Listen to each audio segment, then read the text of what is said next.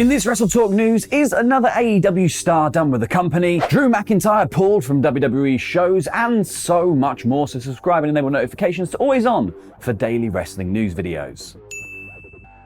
Support WrestleTalk!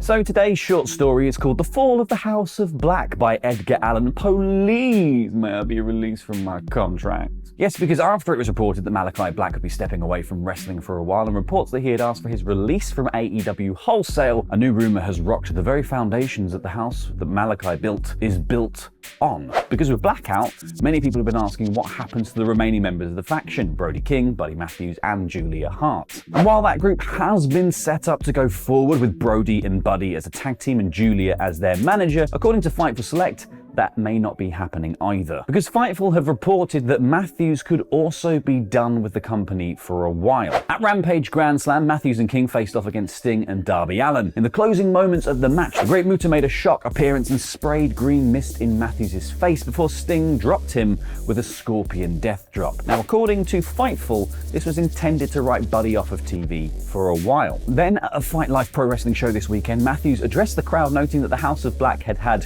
issues lately, you don't say, and adding, unfortunately, I, like some of the other members, need to go away for a while. I need to recalibrate. I need to figure out some things. As my brother Malachi once said, this isn't goodbye, this is see you later. And this kind of echoes what went down with Malachi at a Prestige Wrestling show on September the 17th, when he addressed the crowd hinting that he would be stepping away from the ring before confirming that he had requested his AEW release the following day in a statement. The only difference here, though, is that seemingly Matthews doesn't think any of this is true at all. He took to Twitter, posting a GIF seemingly labeling the multiple news stories and reports as fake. Now, whether that pertains to just taking a break or asking for his release remains to be seen, but I would assume that it's putting the release rumors to bed and Buddy might just be having a little time off instead. Now, I guess the reason that these rumors keep doing the rounds is the idea that WWE has made approaches to certain talent within AEW, hoping to lure them back now that Triple H is in charge. Black was said to be one of the names, hence why people think he asked for his release. However, he also reportedly has a lengthy non-compete clause, so don't expect to see him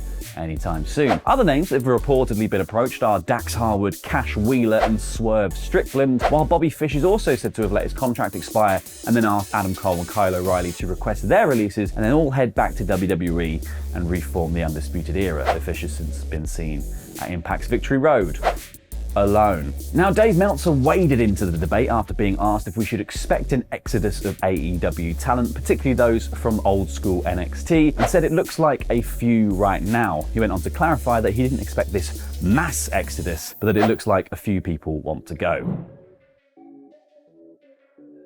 Now, shockingly, one of the other set of names floating around in this whole mix are the Jackson brothers, one Matt and one Nick. Now, the Young Bucks are still serving their suspensions following the backstage brawl at AEW All Out, and sources have stated that there was no interest shown by the Bucks of leaving the company prior to this whole messy situation arising. However, now that the dust has settled, Ryan Frederick on the Wrestling Observer message board was saying that the current AEW EVPs did in fact send out their feelers to WWE to gauge interest for whenever their contracts actually come up. Following up on all of this, Fightful said that this was one of their ongoing rumors that they had heard from sources dating back to August, and it is a persistent topic of conversation amongst their WWE sources who reckon the Bucks are asked to speak to someone in management.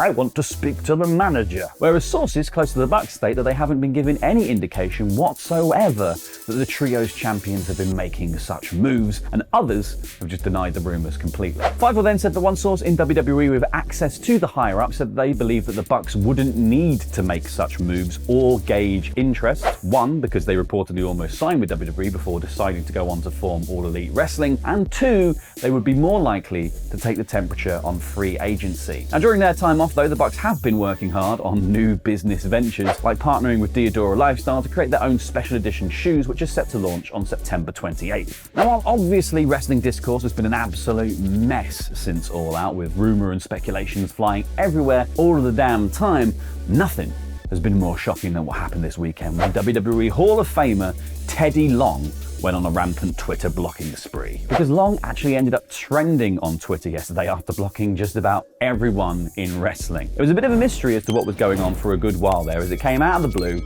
and seemingly landed on people who had either a good relationship with Long or at least had no real interaction with him at all. good or bad. Thankfully, everything has been cleared up now, though, with Long posting a video explaining the situation and saying, somebody hacked my Twitter account. I have no idea who it was. I think it was somebody that I blocked that was mad because I blocked them, and then they wanted to hack my and block everybody else. Well, I want to thank them because the first thing they did, they got me trending. So this is like the third time I've ever been trending. So that tells me, Teddy Long, you still got it. I don't know who it is, but it's someone I blocked. How do you know that then if you don't know who it is? Teddy. In other news, Drew McIntyre was pulled from WWE house shows this weekend. According to PW Insider, the Scottish Warrior was suffering from a bad bout of food poisoning since before the SmackDown tapings. McIntyre reportedly was receiving IV treatment in order to help him get through his segment on the show. And that was a segment that was a little bit cursed overall, because Fightful are reporting that this segment with Karrion Kross on SmackDown actually went wrong, as the flash paper didn't work as intended, and they were forced to change it on the fly. It said that everything after that point was basically improvised, but I guess McIntyre actually had good reason to double over from the low blow. Thank God nothing happened, because that would have been 2 rings wrecked. You work it out. In even more WWE news, there's been some talk of shuffling the roster around and moving a few people from one show to the next. Because the Wrestling Observer newsletter is reporting that WWE had been considering moving Toxic Attraction's Gigi Dolan and JC Jane to the main roster for a while now. And they would join Solo Sikoa and Giovanni Vinci as alumni of NXT 2.0 who finally landed on the main roster. However, the door swings both ways, and it can be easy come, easy go, or really long time come.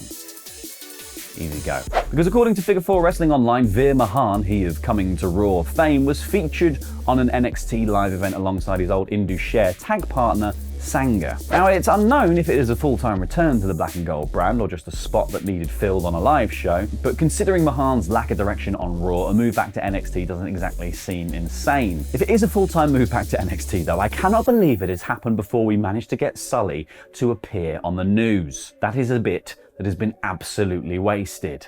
Sully just might as well be coming forever now. There's also some confusion within WWE about exactly who managed to survive the dissolution of NXT UK. Though once they resolve the whole Battle Worlds arc in the comics, we'll know who the main characters are and who's who in the new NXT universe.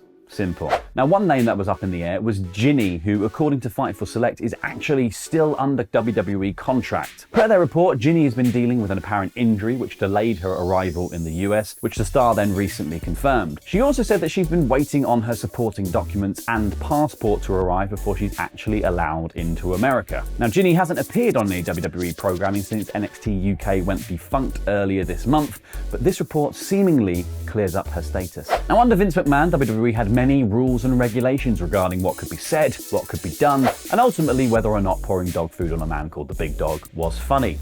It wasn't. Things like the word wrestler were banned because anyone could be a wrestler. Sneezing was frowned upon because it was a sign of weakness, and plenty of moves were no-nos, like just slapping your own thighs. Since Triple H took over though, some of those regulations have been relaxed. Drew McIntyre was the first to publicly say the W word in a promo, but there are still, apparently, some sacred cows. Because according to Ronda Rousey, the Tombstone Piledriver has essentially been retired by WWE. On a YouTube stream, when someone suggested that she should use the move on Liv Morgan at Extreme Rules, she said, "It's such a dangerous move, nobody else is allowed to do it. It's basically a retired move." Now, WWE have had a ban on the regular Piledriver for a number of years, so extending that ban to this specific variation now that The Undertaker has retired makes quite a lot of sense. It also leaves a little bit of mystique around the move, and I, for one, quite like that. You're gonna watch somebody come out and do one next week, proving this whole thing wrong. Mark my words. Hello, I'm Adam, and I'm a big poopy butthead. What am I doing? Honestly, what have these intros become? I don't even know what bit I'm doing at this point. Do I like Adam? Do I not? Tempest did this video last week. Are we out of bits? Is that what it is? Are we out of bits now? Here's the news, I guess. I'm Chopper Pete Quinnell from WrestleTalk, and here are 10 news stories from this week that you might have missed.